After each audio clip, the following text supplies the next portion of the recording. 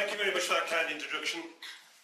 It's a pleasure to address the Yorkshire Society of Obstetric Anaesthetics, and I'm very impressed with your headquarters just along the road there. It's a lot more than I'm used to. Now, we're going to be talking about small units in the NHS, and I'm going to bring you back to some European study data to put our if we look where we're at with our caesarean section rate, right down here in the 50s, we're talking 2-3-4%, this type of thing, and an increase over the years. Now, my senior colleagues used to tell me how hard they worked. They were here, there, and everywhere. They did 1-in-1s, etc. Well, they might have done, but they're actually sleeping all the time. No CTGs, there was no scout PHs, and they certainly weren't doing many caesarean sections. I came along at this time during the 80s where we started doing a lot more. But there again, we had changing childbirth in 1993, a move to bring woman-centred care. What they didn't mention, that the woman at the centre of the care was actually the midwife. We've got a focus on pregnancy, equal partners in the planning and delivery of care, informed choice of the options available. We have continuity of care, and we have control over key decisions to have as normal a pregnancy and childbirth experience as possible. This is a big change in 1993 that really was quite a landmark decision. In other words, that 30% of all women admitted would be under the care of a midwife, that the patients would know the named midwives, and under the circumstances, this is what actually happened. Whoop! Yeah. That caesarean section rate goes right the way up there after change in childbirth. It certainly didn't achieve any of the objects that they actually set out to. The most credible thing you can say that it didn't have any effect on caesarean section rates, so would have gone up anyway. But again, that's hardly a testament to a document that's actually been a big driver of change in the NHS. Anyway, like things happen in the NHS, when you look at the change in childbirth document, we carry on and do more of the same. Safer childbirth, 2007, less clinical, non-threatening environment, more conducted to the progress of normal physiology of the birth process. We then got to maternity matters in 2007. More the same, choice guarantees, choice, right the way down what we're talking about. People who would actually criticise this would say the choice is actually the middle class woman actually determining what they want, what they choose to happen. The working class woman, the majority of women, didn't actually have any say in this. Choice wasn't terribly important to them. It was a middle class woman who wanted choice, and that's what they got, choice right down the line. As I say, this is where we go. Birth in a hospital supported by a local maternity team, including midwives, anaesthetists and consultant obstetricians. Well, I don't know where the registrars are, because they do most of the work from what I can see. But anyway, that's how we are. They're right down towards the bottom. That's your last choice to actually go to a hospital and be seen by somebody. Anyway, caesarean section rate has a modest increase after the maternity matters type of document, and as I say, maybe it's flattening out now, something like 22, 23, 24%. Not terribly important in itself, but then that's where we're standing at the moment. Now, if we look there over the years, when this rise in caesarean section rate, and then a flattening out of the instrumental vaginal delivery rate, and this is some of the reasons why the rates were lower in years gone by. You used to have what we used to call the vaginal virtuoso. The consultant who would tackle anything with a forceps, with the Keelans, with the vacuum, really the sort of things that really wouldn't be acceptable today, with high failure rates, with high complication rates, more likely to do a caesarean section, but in fact, the instrumental vaginal delivery rate is really quite flat. It's about 12% overall in the country. In our hospital, it's actually 6%, and that's how it is. And again, there hasn't been that much of a change in the neonatal mortality rate, as I say, in the last 15, 20 years at all. Flattened out. It's come down over the preceding decades when you've had things like artificial surfactant, better knowledge of ventilation, better equipment in the neonatal units. As I say, the problem is that for the last 10 or 15 years it's been relatively flat. And the reason is because of the problems with prematurity that really haven't been solved at all. We don't know who's going to go into prem labour, we can't do anything about it. Statistically, we can't do anything about it when they actually come into premature labour. We don't have any answers to that problem at the moment in time. But then if we just look there, where we've gone to with neonatal issues, then our take-home baby rate of 50% is somewhere between about 20 about 25 weeks. So roughly speaking, at 25 weeks, if a baby's born alive, it's got a 1 in 2 chance of going home from the unit. And as I said, this is the United Kingdom statistics, which are probably as good as anybody's. Oops. Can you hear me better now? Yeah? Yeah, that seems to be better. But then, when we look at the neonatal death rate and the stillbirth rate is what the problem is all about. The stillbirth rate is double the neonatal death rate. As I say, when we look at perinatal mortality, stillbirth is the issues that we need to sort out, not so much neonatal death. So stillbirth is the majority of the problem. And this, again, might be the key to the solution when we look at social class. And we're talking perinatal mortality rates in excess of 10 in a woman in a lower social class, and as I say, half of that, 5, in the upper social class. It's very social class determined. These are very good United Kingdom statistics, both stillbirth and neonatal deaths are socially class related. And the answer might be not in the hospital, the answer might be outside the hospital, finding out what are the active factors in this social class division in perinatal mortality, and then addressing the active factors to bring them all into line with what happens in social class 1. The problem that we have there in obstetrics and gynecology, when we look at the amount spent, the CNST amounts of money that's actually spent there, exceeds every other speciality. So in other words, if you look at obstetrics and gynecology, there's around about 500 whole-time equivalent obstetricians in the country. They would be responsible for the same amount of payoff as the other 1.5 million people who work in the NHS right away across. So we're talking primary care, ambulances, paramedics, everybody. With me, as I say, obstetricians know very much about the problem of litigation, and that litigation is dominated by cerebral palsy. Again, another problem that we've done nothing about for decades. Cerebral palsy rates about 2 per 1,000, and as I say, so in our unit we'd have 1 case of CP every month. These might be settled for £5 to £10 million, that sort of level these days round. And that's why obstetrics is hugely dominant there. But again, the documents that we've referred to don't attack these problems at all, they don't address them, they don't put any remedial measures in place at all. They're all about shuffling the chairs around the deck of the Titanic, about midwife units and choice and stuff like that. The big problems are actually standing right in front of you that they don't address at all. How do we compare to the rest of Europe? Cheap and cheerful. This is us down at the bottom. And again, these figures, when we look there, our 7.7% of expenditure, it rises. These figures are a few years old now, but the same story carries on. In other words, every time we put more money into the health services, France and Germany do the same. Switzerland, it's hard to compare with Switzerland, we're not far off double the expenditure that we actually have. As I say, maybe we can forget about the cheerful these days, rather than we certainly cheap when it comes down to Europe at this point in time. And this is the index problem, I think, that we've actually got. The number of doctors per 100,000 population. 2.2, and as I say, we're talking France and Germany, for instance, at 1.5 times. So that means the 14 obstetricians and gynecologists in our unit, 14 consultants will be 21, the 12 registrars will be 18, the 10 SHOs will be 15. These are staffing levels that we couldn't even dream of. That would be the norm in other countries, right the way across the board. As I say, we're right down at the bottom. As I say, substantially less doctors in our population. And maybe this is what we're talking about when we're coming along to talk about different units being reconfigured to go into different places to get everybody centralised, is to try and make the best use of the doctors. Whether the logical, the obvious thing is to bring us more in line with European types of staffing levels, and then these things would not be probably not talked about at the same level. What is the performance of these smaller units? How well do they do?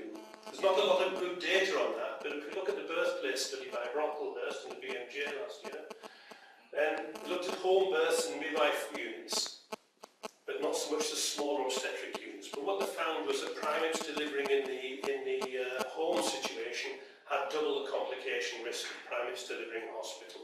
But there was no change in multips delivering at home. And with the midwife obstetric units, The freestanding units, the FMUs, or the associated maternity units, one next door to a big hospital, again, they seem to be reasonably safe overall. There's no big deal with primips or multips delivering in midwife-led units, and our RCOG's president stated that low-risk women, particularly low-risk multips, should be encouraged to deliver in a low-risk unit staffed by midwives. There isn't that sort of data available for smaller obstetric units where you have consultants and what have you. As I said, these are for midwife units, but they don't seem to be unsafe in themselves, apart from home deliveries of primips. Home deliveries of primips do seem to carry a risk with them. But you can put this another way. Jim Thornton looked at the dangers of delivery of birth, the day of your birth. The chance of you dying on your day of your birth is 0.6 per thousand.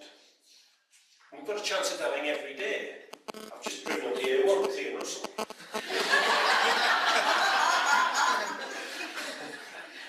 We scared a couple of Ferraris on the way up, but other than that. But there's a chance of dying every day. The chance of dying on your day of birth is only exceeded when you're 94 years old. I mean, that is a dangerous day. That day of dying exceeds most common operations, cosmetic surgery, hysterectomy even. The same magnitude of coronary artery bypass, being a resident on death row in the United States, being killed on 9/11 as a resident of New York City, or climbing Mount Everest. It's a little less dangerous than climbing Mount Everest. But the point would be is that if that is such a dangerous day, why would you consider having that day of your life outside of a hospital? Just putting the same data into a different perspective. If that day is so dangerous, surely you think, oh, let's pop in hospital for that day.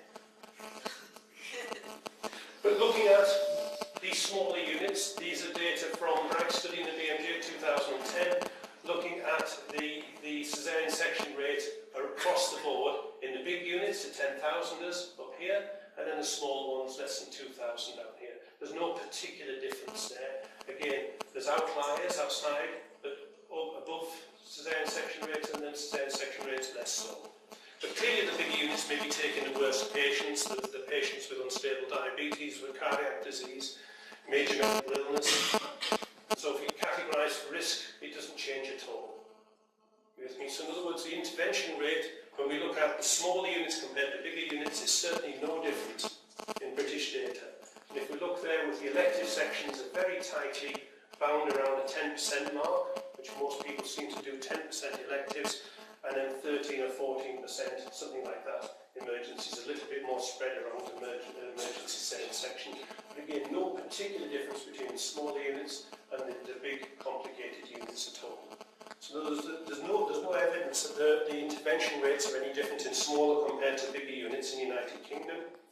And if we stratify for perinatal mortality risk, these are the theoretical perinatal mortality rates you should have, and these are the actual ones. There's actually only 2 units, neither of them in these areas, 2 units in the United Kingdom that showed a higher risk profile, significantly outside of the boundaries.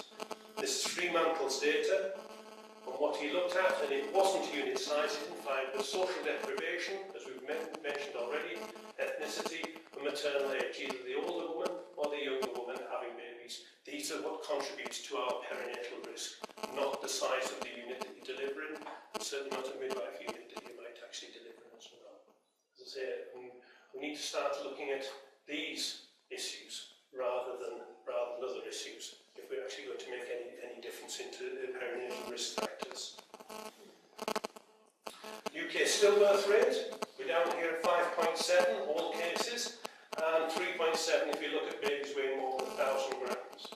I just want you to look particularly at Germany here, 3.5 compared to our 5.7, 2.4 compared to our 3.7, around about 2/3 the levels that we would have.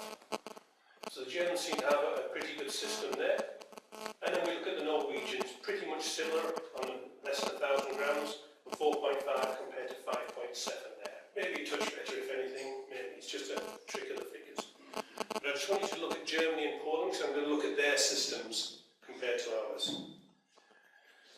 The Europeris Eurostat data does not define the English units, but it does the Scottish ones. The Scottish perinatal statistics are just a touch worse than the English ones, but not fantastically so. But if we look at the Scotsman, they're like the big units. They're like the units more than 3,000 deliveries, and again a small number of patients delivering in units less than 1,500 deliveries. But the big units in Glasgow, Edinburgh, Aberdeen, Dundee, these are the ones churning out the problem. That's where their system is actually based, giving you the statistics that I've just pointed out. Looking at Norway, they're a lot different. Their statistics are broadly similar to ours, maybe a touch better. Then we look at the amount of their patients delivering, something like about 30-35%, delivering in small units, much more than the Scots form. If you just look at those two graphs side by side, you can see that the difference for the same perinatal outcome between their standard practice and the Scots practice. Very, very different. Moving on to Germany, with significantly better figures than ours. The German form, virtually all of their system is based on units less than 1,500 grams. They base their practice on small local hospitals, delivering a service to their towns, not great big humdingers. In fact, of units more than 3,000, and 3,000 in Britain is not a big unit. But 1 in 200 German women deliver in a unit more than 3,000 deliveries. The whole system is based on small units, right, left, right, centre, right the way across. That's what they think is a good idea. And their perinatal statistics are actually better than ours. They're something that we should be trying to achieve. If we look at them side by side, again, the Scotland, moving on to the Norway, moving on to the Germany, you have the full spectrum of obstetric practice with respect to unit size. As I say, with statistics that would actually indicate that the smaller units are not inherently dangerous, they're not inherently unsafe, and that their outcomes are as good as anybody else's in these circumstances. And that's what we're looking at there. So in other words, if you wanted to actually say, are smaller units inherently unsafe, there is no evidence from the United Kingdom, there's no evidence of increased or less intervention, there's no evidence from European studies that is a model of care that delivers worse outcomes than we're actually currently used to. So we look at the pros and cons of the smaller units. The pros would be it's a local unit, more patient focused, it could respond to local needs or what have you a lot easier. They have community pride. People are very proud of the unit in their city, particularly if they've got a new unit that's being built. People will be interviewed on the TV in the evenings and things like that.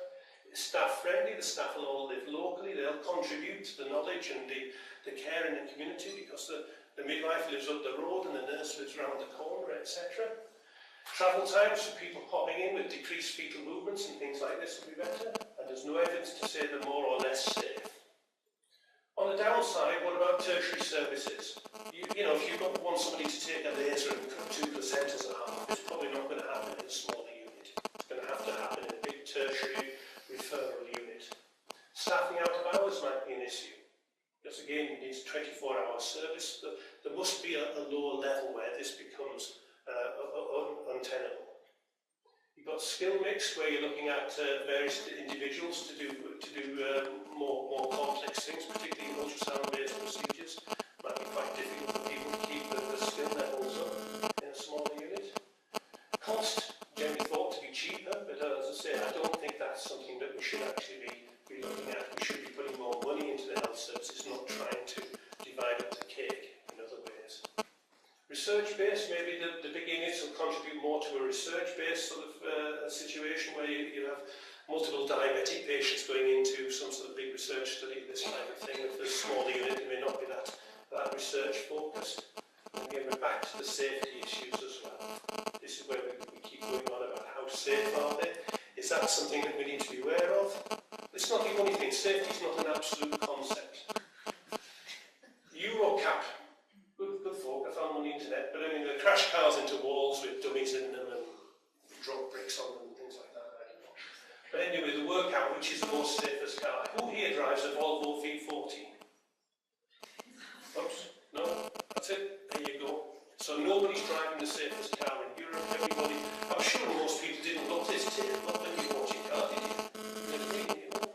You know, Ian Russell's Audi S4's not on there. You know what I mean? The BMW's got lots of SUVs and things like that. But then the point would be is that safety is just one factor in somebody who actually wants to buy a car.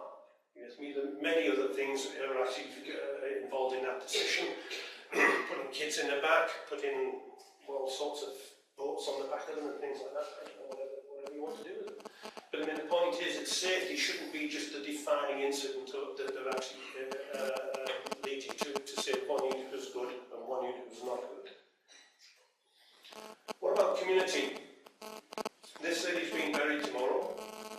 I think when we look at what's talked about her, keeps coming up again and again and again about what she did to communities. With me, I don't think anybody would actually say that what she did to communities was good. I don't think there are people who back Margaret Thatcher would say that what she did to communities is good. I don't think it's possible to forget the devastation in Barnsley was caused by Margaret Thatcher's policies, how she's put those into practice. The loss of jobs, the loss of livelihood, the loss of a sense of community, and the family can't be forgotten. Well, are we not talking about the same thing when we actually take a hospital out of the community, or a delivery unit out of a hospital in a community? That community loses something that binds it together. It loses the expertise who work there, the people who feel proud of the unit, the people who might do voluntary service in the unit. And we keep going on about community and bringing care back to the community, etc. To close these hospitals down would be something equivalent to the byproduct of Margaret Thatcher's policies. So, in summary, is there a future for smaller units in the modern NHS? Well, my feeling would be